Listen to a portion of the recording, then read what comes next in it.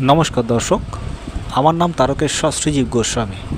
আজকে আপনাদেরকে দেখাবো যেই সমস্ত জাতক জাতিকা সন্ন্যাস ধর্ম গ্রহণ করেন এবং এনারা কোনো না কোনো মঠের সাথে কিন্তু যুক্ত হয়ে যায়।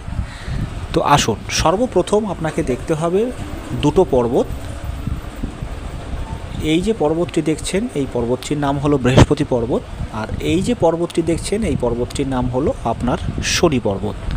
এই দুটো পর্বতের ঠিক মাঝখানে যদি এই ধরনের রেখা তৈরি হয়, ঠিক এই ধরনের রেখা আপনার থাকতে পারে, অথবা আপনার এই ধরনেরও কিন্তু আপনার তৈরি হতে পারে, মানে সাপের মতন একটু মুখ, ঠিক আছে, এই রকম কিন্তু থাকবে।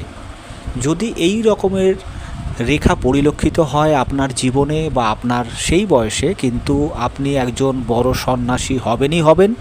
এবং এটাও দেখা গেছে যে বয়স বাড়তে বাড়তে এনারা কিন্তু কোনো মঠের সাথে যুক্ত হয়ে যায় এবং ঠাকুরকে বা ঈশ্বরকে এনারা কিন্তু নিজেকে সমর্পিত বা অর্পিত কিন্তু করে দেয়।